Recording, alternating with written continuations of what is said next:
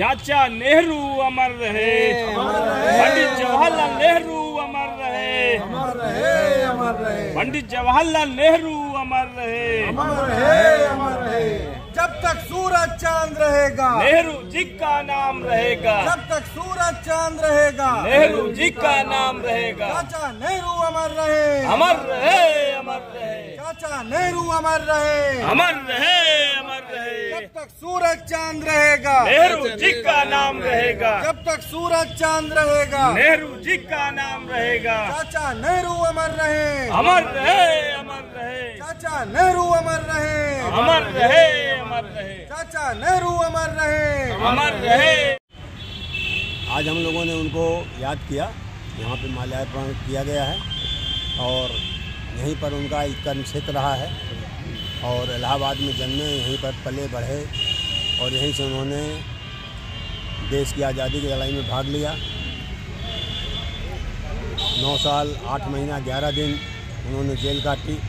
उनके पिताजी मोतीलाल नेहरू जी बहुत भारी बैरिस्टर थे पूरे भारतवर्ष के। उन्होंने 3.5-4 साल जेल काटा और आज़ादी की लड़ाई जब लोग निकलते नहीं थे तो उस समय भी उन्होंने एक तरह से त्याग किया अपने उस सारे सुख वैभव का, जिसको आज हम आनंद भवन के रूप में देख रहे हैं। आज़ादी के बाद वो प्रधानमंत्री बने। हम लोगों को इस बात का गर्व है कि भारत के लोकतंत्र में और जो पहले आज हमारी आज़ाद हुए तो उसमें हमारे पहले प्रधानमंत्री जवाहरलाल जी यहाँ के हमारे इलाहाबाद के रहे हैं, प्रयागराज के रहे हैं। उन्होंने आज़ादी के बाद चूँकि प्रधानमंत्री बने, सरकार बनी कांग्रेस की, तो इस पूरे टूटे फूटे भारत को, जो गरीब एकदम जिसको अंग्रेज निचोड़ कर ले गए थे, उसको फिर से खड़ा करना था, यहाँ के लोगों को जीवन देना था। तो उन्होंने एक आधुनिक भारत की कल्पना की और उसको साकार किया। आज हम जो कुछ भी हैं उनकी वजह से हैं। कि आप जानते हैं कि उस समय राजा महाराजाओं का ये देश था। क्वीन विक्टोरिया राज करती थी, 564 राजघराने थे। उनको एक करना और फिर देश को नया भारत बनाना एक बहुत भारी चुनौती, जिसका कि उन्होंने अपने कांग्रेस के साथियों वल्लभ भाई पटेल जी और तमाम नेताओं के साथ मिलकर पूरा किया। ये एक बहुत, उस समय तमाम लोग गरीब थे, भूमिहीन थे, किसान थे, तो उन सब लोगों को भी उसके लिए ज़मींदारी व्यवस्था जो उस समय चालू थी उसको ख़त्म किया और उन ज़मीनों को आम लोगों में बांटा, कृषि को प्रोत्साहित किया, रक्षा को प्रोत्साहित किया।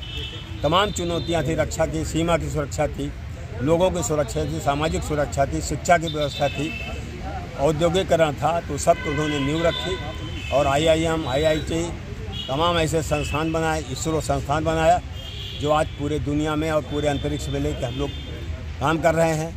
उन्होंने जिस आधुनिक भारत का निर्माण किया है उसको आगे बढ़ाना हम लोगों का धर्म है।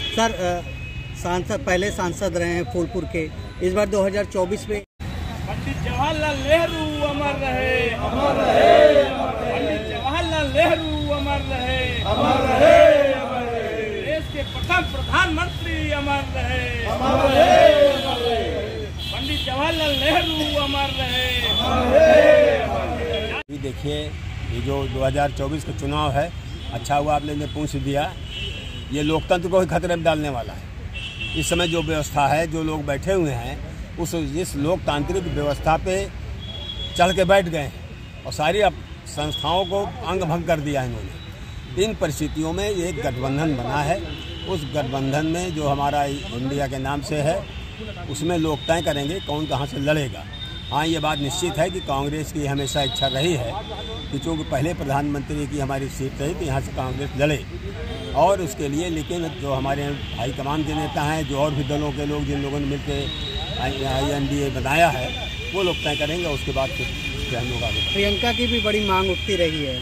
हाँ, प्रियंका जी तो जो है बहुत ही पॉपुलर नेता हैं और उनकी मांग हम यहाँ के भी लोग चाहते हैं कि वो आके फूलपुर से लड़ें, लेकिन ये सब लोग वही लोग हाईकमान तय करेंगे जो विभिन्न पार्टियों के लोग मिले। आप लोग क्या चाहते हैं प्रयागराज के लिए? हम लोग तो चाहते हैं कि यहाँ पर जो है नेहरू परिवार का कोई आके जो है इस विरासत को संभाले और नेहरू परिवार वाले से जीत जाए।